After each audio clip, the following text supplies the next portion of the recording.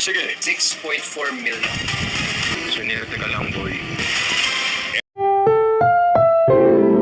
Ang programang ito ay rated SPG, striktong patnubay at gabay ng magulang ang kailangan.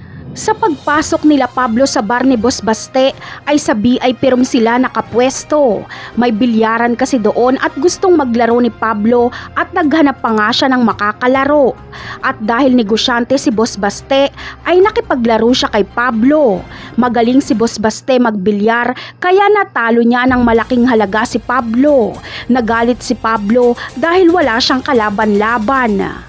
At dito ay sinabi ni Boss Baste na hahanapan niya daw si Pablo ng kalaban na kapareho ang tira.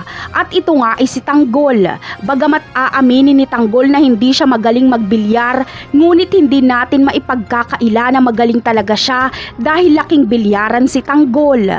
Matatandaan natin na si Tanggol ang tagabantay ng bilyaran nila noon kasama ang kanyang mga tropa. Magiging maganda at intense ang laban ni Tanggol at Pablo. Pero sa huling laro kung saan 6.4 milyon ang pusta ay si Tanggol ang mananalo. Kaya biglang yayaman at magiging milyonaryo si Tanggol dahil kay Pablo.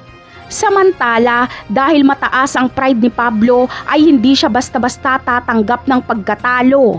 Tututukan niya ng baril si Tanggol dahil iniisip niyang dinadaya siya nito. Pero hindi uubra si Pablo dahil tututukan din siya ng baril ni Bubbles. Makikipagsabayan si Bubbles sa angas ni Pablo. Ganun pa man ay walang magagawa si Pablo kundi tanggapin ang pagkatalo dahil napapahiya na siya sa mga tao. Napakarami pa nating dapat abangan sa mga susunod na episode. Paalam!